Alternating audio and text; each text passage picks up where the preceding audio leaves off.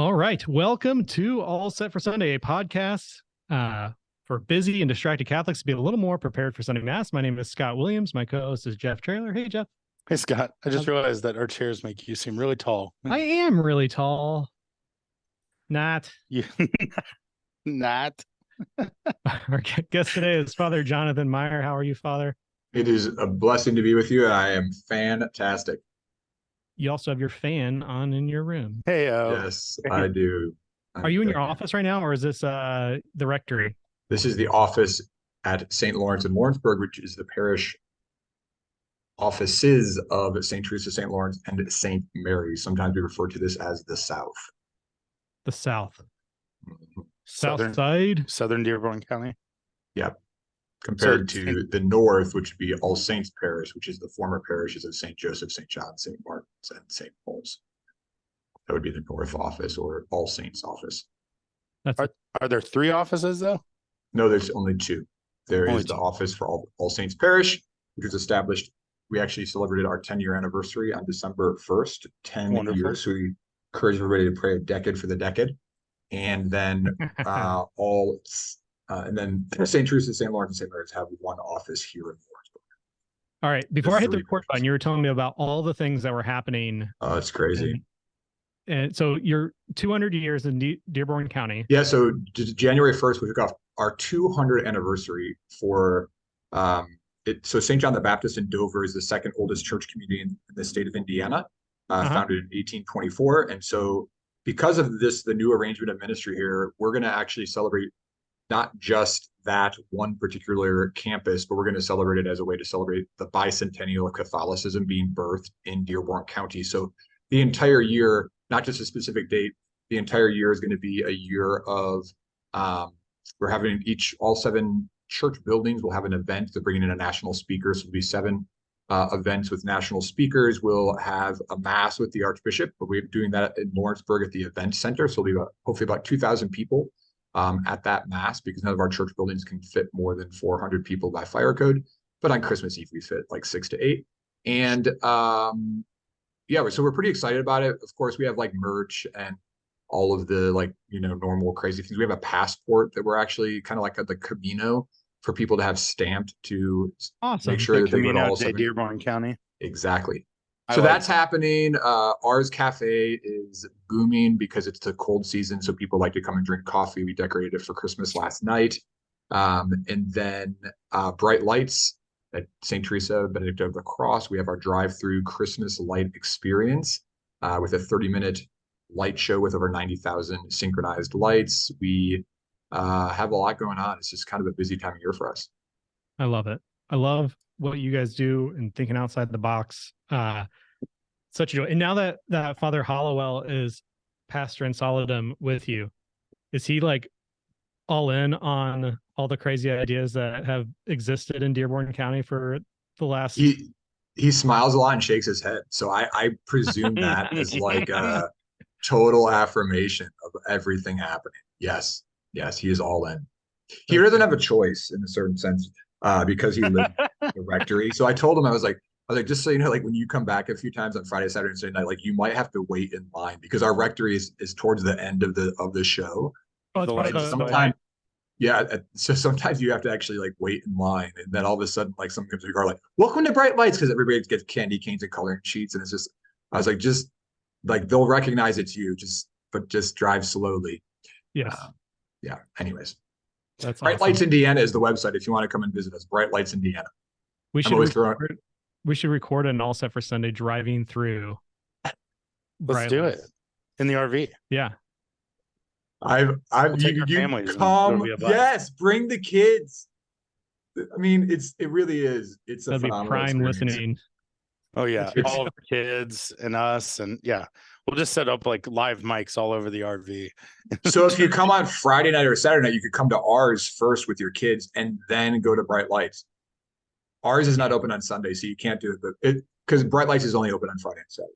I mean, Friday, Saturday, and Sunday, and ours is open every day but Sunday. Got it. All right. These are exciting things. So much self-plugging. I feel like I'm at NCYC. Go to my booth. I'm 120 in the thematic park. That's great. All right, Jeff, you ready for the 2-minute drill? I am. It's Advent still. Indeed. The second Sunday of the shortest Advent that we can possibly have. Light that candle. Yeah, light that candle. Ooh, I need to write down Candle. Don't say it. Oh, that's what It's you a wrote dumb down. question. Oh, Sorry. This came up in our family. I misspelled candle also when I did it, so I don't want you to look. Candle. But shut up. Stop. Is that how you spelled it? Yeah. Okay. Anyway, second Sunday in Advent, light the candle. Our first reading comes from Isaiah. We got a long first reading here.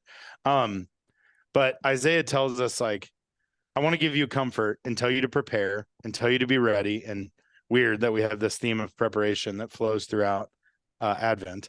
And that we should,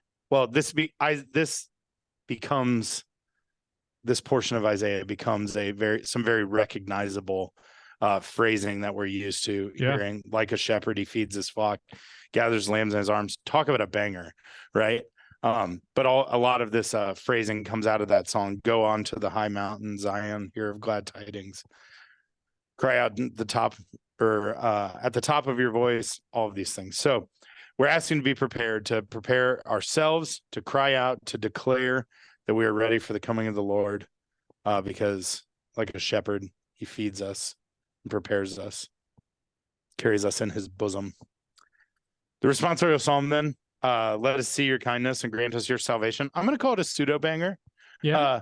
I don't think it's full on there, but like, we know it. People know it. They're going to be in for it. All right. They'll know the jam. You want to sing it for us? You always nail these. I wouldn't be able to even put a tune to that. Really? Yeah. I was full not banger on that. But I don't know. I hear the Lord, let us see your kindness and grant us your salvation. So I was at Mass on Sunday. The lady in front of me at the pew said, "Are you a cantor?" You. To me. I said, "No." Did you speak in an Australian accent then because you were thrown off? All right. Second reading, mate. The second reading, we have this like song theme in here because the second reading starts off with, do not ignore the fact, beloved, that with one day is like 1,000 years and 1,000 years like one day. And isn't there a praise and worship song that's one day in your court better than one day in your courts, better than one day in your house, better than one day in your courts, than thousands elsewhere. Yes, exactly. That's what I heard in my head. Nailed it, Father. That was great. Are you a cantor? Are you a priest? No, a deacon. But this reading talks to us about, like, we may be thinking all of this is that the coming is being delayed, and that why isn't this happening? And we're waiting for this joyful moment. Why isn't it hurrying up? But much like the song talks about there, like we don't understand that timing. We don't understand that the way that that time operates in only in our lives, but not in his. But that we should wait eagerly and be prepared and excited, but without blemish, and ready for the second coming. And then we have our gospel reading. Our gospel comes from is Mark chapter 1, verses 1 through 8. Very beginning of Mark, early Mark here. Very early Mark. It even starts out, it's the beginning of the gospel of Jesus Christ, the Son of God. As it is written in Isaiah the prophet, behold, I am sending my messenger ahead of you. He will prepare your way. A voice of one crying out in the desert, prepare the way of the Lord, make straight his paths. John the Baptist appeared in the desert, proclaiming a baptism of repentance for the forgiveness of sins. People of the whole Judean countryside and all the inhabitants of Jerusalem were going out to him and were being baptized by him in the Jordan River as they acknowledged their sins. John was clothed in camel's hair with a leather belt around his waist. He fed on locusts and wild honey. And this is what he proclaimed. One mightier than I is coming after him. I am not worthy to stoop and loosen the thong of his sandals. I have baptized you with water. He will baptize you with the Holy Spirit. All right. Father, did Jeff get anything wrong? I think he does a great job. clearly Okay, longer thank you. than 2 minutes, but I realized once again that's not the whole point. But it was No. good. The two-ish. You think I've ever done one under 2 minutes? No. I mean, I can very strongly say that. let's be honest though. Have you ever been in a 2-minute drill in football and like it actually be 2 minutes? No, No, because you're you have just clock stoppage. you're just hurrying up. Yeah, yeah. Hurry up offense. Yeah. I mean, it's just a faster way to do what we're doing. Yeah. I understand. Thank you. I feel heard. People keep on bashing us about the 2-minute drill. It's not Yeah. about 2 minutes. Yeah. People ask you if you're a cantor. Nobody ever asks Yeah. if I'm a lector. Exactly. I know, right? Father, what are you preaching on this weekend? I'm going to give you 2 homilies today. Ooh, you've never done that before. So How many words are we going to focus on in these 2 homilies? actually, can I tell you right now, we're doing this thing in my parish right now where we're doing adoration of the Blessed Sacrament and benediction at the conclusion of Mass. So everybody is having the experience of singing the O Solitaris. It's 5, and then we literally start a timer. It's 5 minutes of silence, and then benediction. So the majority of Catholics, like, it's just really sad, but like majority of Catholics don't know what that is, and they've never, like, it's like exposition and benediction are not supposed to be some sort of exclusive thing for Shiite Catholics or something. So anyways, but part of the deal was that I would only preach for 5 minutes. So I made this promise to my people, like at the end of ordinary time last year, that I would only preach for 5 minutes. And I also made a joke saying, like, if Father Hollowell is going to try to preach for 5 minutes, because he preaches like really, really short. And people, so I can only preach for 5 minutes. So I figured just promise that the 2 of you will average 5 minutes. That's right. So on Saturday night, I was 4 minutes and 59 seconds because I have a timer now on the ambo. But for which then I was like, no, you had to bring it in. So it's easier to do under 5 when you do 4 of them. That's right. Yeah. So anyways, I'm going to give you 2. I'm going to give you 2 homilies. And so the first one is, I think that first reading, so it's the National Eucharistic Revival. And that image of the Good Shepherd is a powerful Eucharistic image. A lot of parishes will have their first Holy Communions on Good Shepherd Sunday. And so like a shepherd, he feeds his flock. And I think what does he feed us with? He feeds us with himself. So that ancient image that we have in the church, the pelican.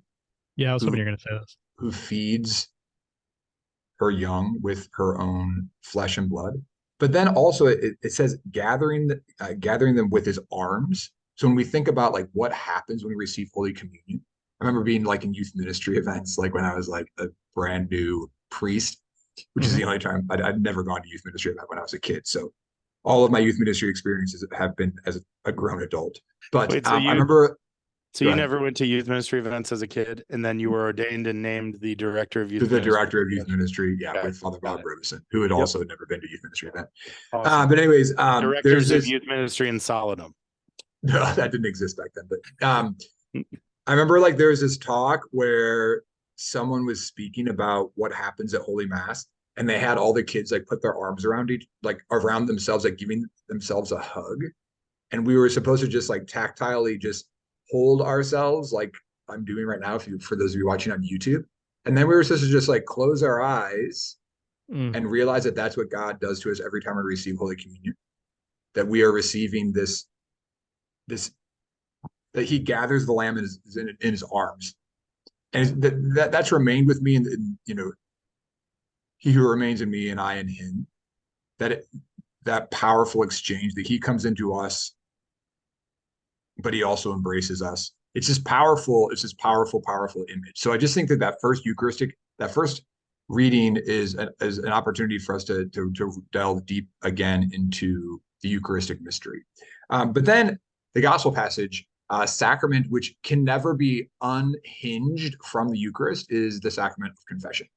And this gospel passage is hit out of the park, get your butt to confession, people. It is Advent, because John the Baptist is this great Advent figure, and he is calling the world to repentance. And one thing that I love about it is that it says all these people are coming, and it says that they're acknowledging their sins. And in the first few hundred years of the church, public confession was the only way that you could get absolution from a priest or from a bishop. You had to publicly acknowledge your sins. And this is what they're doing even at the time of St. John the Baptist. Like they're coming into a public situation and they're acknowledging it. I committed adultery. I'm a liar. I cheated. I stole. And we have the grace of going to anonymous confession. We have the grace of going to confession without having to make it known to the rest of the community, but we don't go. Like, we don't take advantage of that sacrament. It is, and thanks be to God, I think that like I can say I think there are more people going to confession now. I really hope that's the case, but it's still a sacrament that so many people avoid and do not take advantage of. And the graces are right there. And John the Baptist is hearkening the whole world to come forward. And if we want to, I love hearing confessions. We did this thing called last minute confessions on December 24th. We hear confessions beginning at 11 o'clock until people stop coming. It's normally about 2.5 hours that we just keep hearing. And when I hear confessions on Christmas Eve, when I hear confessions on Christmas Eve, I say the same thing to every single person that comes to the confessional, even if like you like kill somebody, or if you just like, take the Lord's name in vain accidentally when you stub your toe. I'm most likely going to say the same thing to you. I'm just going to say, like, on this Christmas Eve, I want you to go out into the church and I want you to think about Joseph. I'm getting choked up. Sorry. I want you to think of Joseph going out with Mary to Bethlehem, and they arrive, and the place where the animals are, like, it's filthy. And Joseph just goes and as a father and as a man, like, he does everything he possibly can to like straighten up the stable and to clean it out and to make things as best as he can for the Blessed Virgin Mary and for Jesus to be born that night. And that's what just happened. Like, this confession is real, and your dwelling place for God is being cleansed and being purified so that Christ can be born within you in a powerful way. And when we think about what Christmas and what Advent really are, like, that is what it's supposed to be. Like, we can decorate and we can light candles and we can do all these other things, but when it really comes down to it, all that really matters is whether we prepare our hearts for Jesus, and the best way that happens is in confession. And I think we just don't want it because of our own pride and our own stubbornness and our own inability to just accept and to receive. And yeah. So anyways, those would be, and really those could be two homilies. We could put them in the same one, because you can't have one without the other. Like, confession and the Eucharist must always be hinged together, because it's just the way it goes. So those would be two ways that I would preach this Sunday. Yeah. For people that go to parishes that don't have the same access to reconciliation as your parish does, for example, what are things that we can do to make that more available, like as a lay, like what should a lay person say to their pastor to make it more attainable?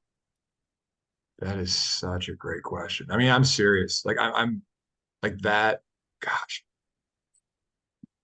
Because like the reality, like the largest parishes in the country, like, don't have wildly accessible times to go to confession. Yeah. And while the website always says, by appointment, that's the dumbest thing in the world. It's yeah. I could count on my hand the amount of people that call me throughout the year to go to confession. But yeah, I can't. Anyways, it's yeah. And that's not because you offer a ton of times. It's because that's probably there's not that many people who feel comfortable calling you to ask. Correct. It's a hard thing to do, but to create the opportunity. Correct. Your best ability is availability. Your best ability is availability. I'll just real quick. Just my first assignment was Our Lady of the Greenwood. We offered confessions 2 times a day. We had 2 daily masses, one at 7:30, one at 5:45 p.m. And I would just say, I believe that priests are formed by their first assignment. I believe that priests are formed by their first assignment. The first assignment of a priest is detrimental to his priesthood, or it is a blessing. I can't imagine being a priest and not offering confessions every day, because people sin every day. What sense does it make for us to offer mass daily but not offer confessions daily? It makes no sense. If I'm going to give Jesus his body, blood, soul, and divinity to people every single day, I need to offer confession, because people are sinners. I'm a sinner. And it it just doesn't make any sense. And 45 minutes on Saturday is ludicrous because if you have ever had kids, which most priests never have, of course, you can't get your family to confession in the middle of the afternoon on a Saturday. It's not possible. And so we have to rethink what we're doing and make things more available because that's our best ability. Not to mention, if you do say you do get your whole family there, my family of 5, That's like we'll take up 45 minutes. I mean, we need 45 minutes. And then there's this guilt of like, there's other people there, or correct, like, correct. The I have worst, families. we showed up, we got in line. Oh, but it's time for mass. And so Correct. I have families with 11 kids. Yeah. Like, well, Father Hollow had 11 kids in his family. Mm-hmm. Yeah. What do you do? I mean, it's like we have 2 sons become priests. Like as a lay person, there's the thought that like I finally worked up the courage to go to confession, or I finally worked up the courage to like, for my wife and I to go to confession. I remember we did it like, and then to see the line dwindling and then missing your opportunity. Yeah. And you have to start all over again. And to me, like that's something that is definitely like a kick in the throat. No, it's tough. It's tough. This is now turning into a podcast for priests. Well, not just for priests.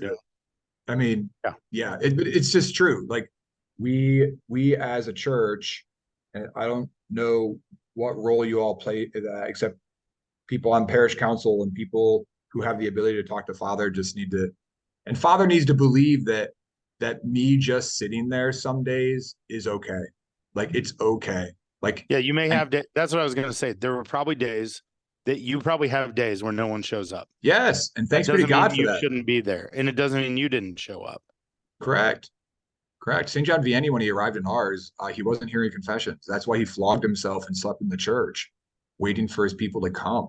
Like, if you want people to come to confession, you preach it and you show up. Like that's how people will ultimately come to confession. But if you aren't going to preach it, and if you aren't going to sit in the box with no one there, like people are never going to come. Yeah. So all right, back to the gospel. What can we look at, like the role of John the Baptist and then Jesus's public ministry? What continuity is there that we can look towards as, a young family and this Advent season? When you're asking that question, you're asking like how do we talk to our kids about John the Baptist and then Jesus, or help me out? Yeah. And like, why was Jesus baptized? I still struggle with like answering that to my kids. Let's just focus on that question right now. The reason why Jesus, part two. The reason why let's do that one. I like that one. The reason why Jesus was baptized was two reasons. One, to sanctify the waters. So the church fathers and the writings on this make it pretty clear that Jesus's baptism into the waters actually then sanctify the waters of baptism. Like he is the one who makes the waters holy. The second thing is that Jesus is ultimately baptized as a good leader should. A good leader is going to do what his people need to do, even though he may not need to do it. So this is like, if you have kids, you're going to pretend to take your kid's medicine or whatever, so that your kid will take the medicine, the cough syrup, whatever it is. Like, I'm going to do what I'm asking my other people, what I'm asking my people to do, because I'm a good leader, and good leaders should do that. So he does it to set an example so that we'll know what to do. That's awesome. So proud dad moment.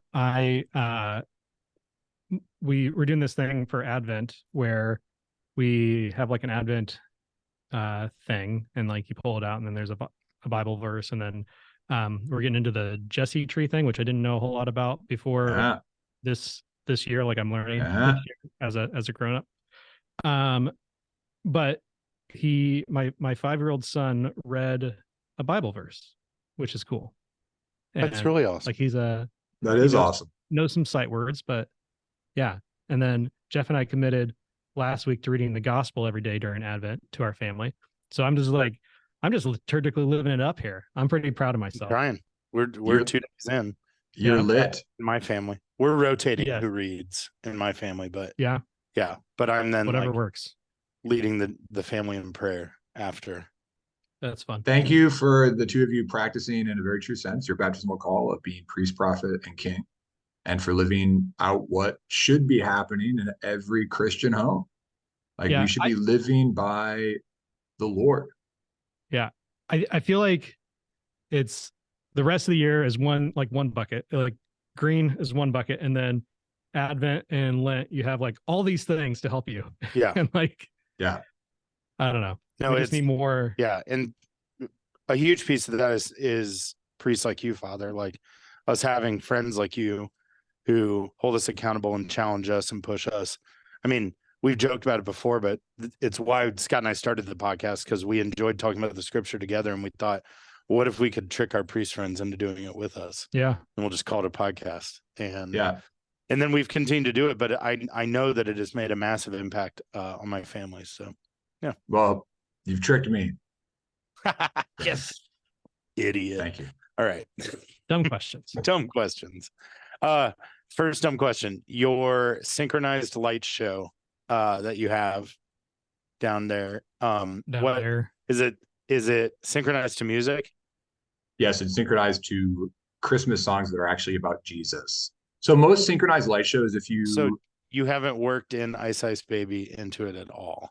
Yeah, so this is one of the things, but Bright Lights is exclusively like there are no Santas and reindeer. There are some Santas, but it's in the St. Nicholas section, which is actually teaching about St. Nicholas. We try to really keep away from secular Christmas. So everything is really focused. There's biblical verses along the way to help people interpret.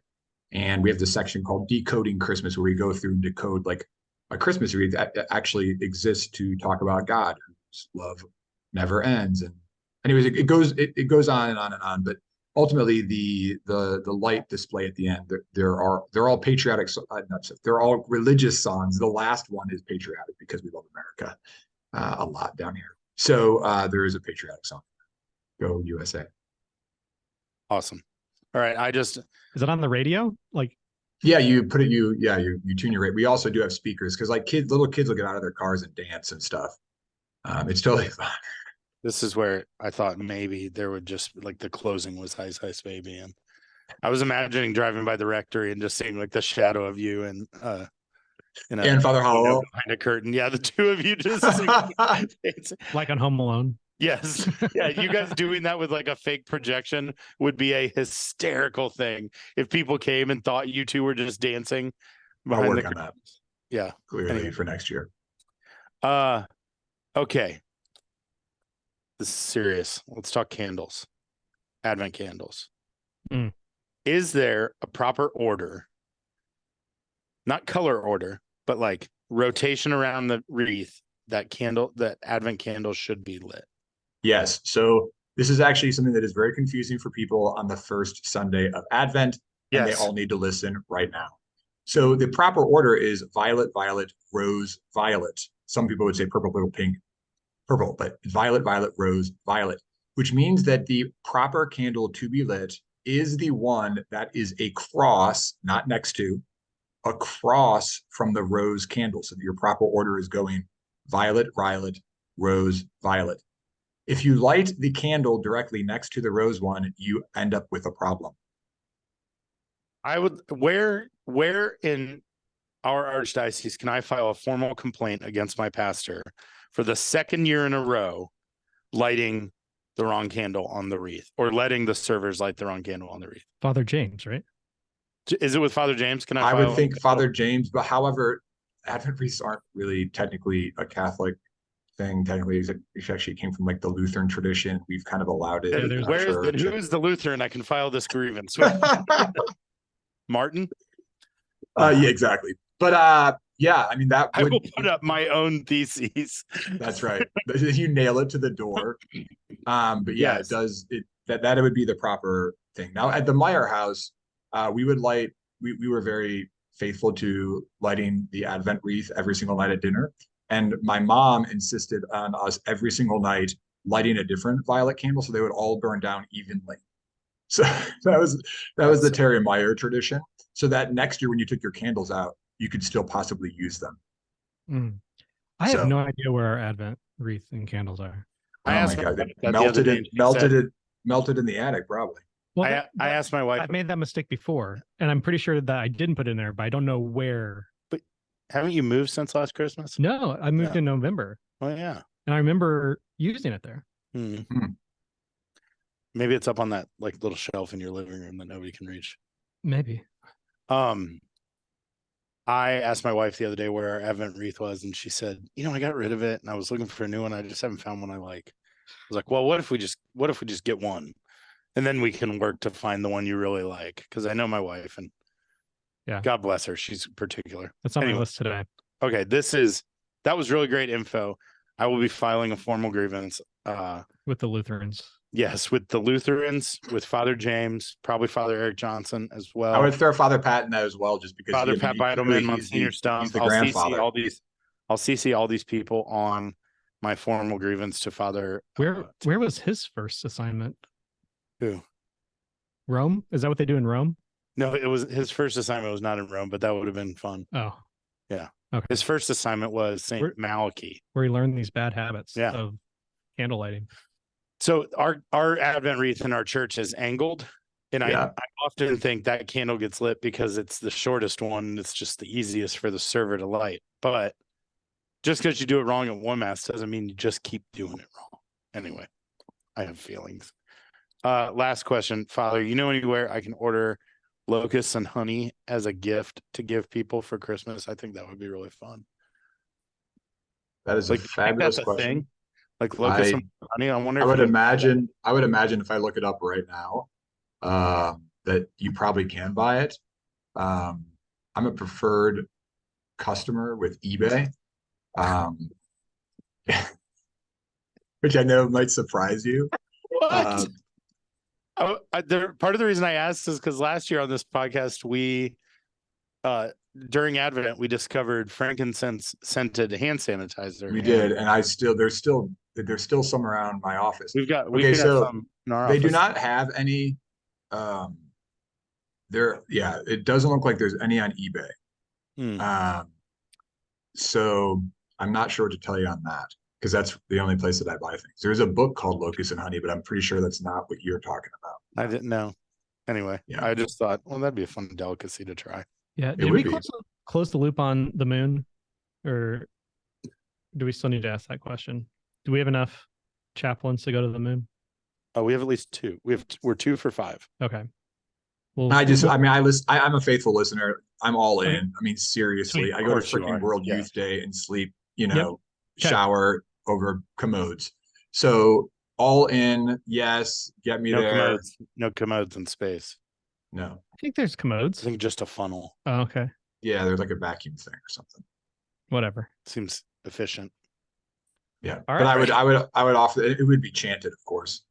I'm a little concerned about the use of incense in space. I'm not sure how that would go, but we could make it work, I think. You can't make fire, so just stop.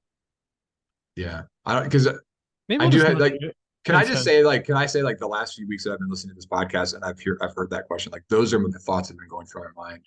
It's like, how do you light it? Because I can't celebrate mass without 2 candles being lit.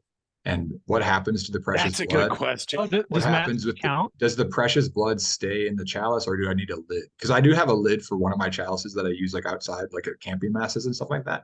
I think you would clearly need a lid for the chalice. You think you receive the precious blood like you see them on the spaceship where they're in droplets? Yeah, and they're just biting them out of the air. But can't you like turn on like gravity? Like no, not the movie Armageddon is not real.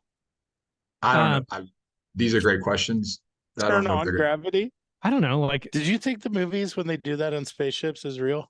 No. So like on the moon, there's some gravity. There is some gravity. Like there is a gravitational pull on the moon. Yes. It's just not as much. Is it? I mean, would water float on the moon? I think you could like throw it up and it would probably slowly fall. And can you light a match on the moon? Because we're not talking about in the spaceship. No, because there's no oxygen. There's no oxygen on the moon. So you would need to have like torches that burned independently. They make those new candles that actually the battery operated ones that the flickers actually look pretty real. You know what I'm talking about? Would that count? Would you allow that? No, I mean it doesn't exist. Like not at all allowed. I'm just saying, like if like did you even bring I that don't up? know, I was just like, if it comes So- down to it, like I guess we could like if we're talking about the holy I sacrifice won't and mass. accept a picture of a candle burning either. I mean, just want- so no candles, no mass. Is that a Well, thing? no, I mean, but like bare minimum requirements, crucifix, 2 candles, altar cloth, all that, everything else would be you would be able to somehow make happen. Like I could bring a crucifix, I could bring, a gold chalice and all those things, but like I think it would come down to the question. It's like, yeah. Anyways, yeah, you couldn't light a candle, I don't think, and I don't know how you get the precious blood to stay in the chalice or how that works, but God would take care of it, I guess. I mean, He is the God of the entire universe, the King of the universe. Yeah. Right. All right, let's end it there. Thanks, Father.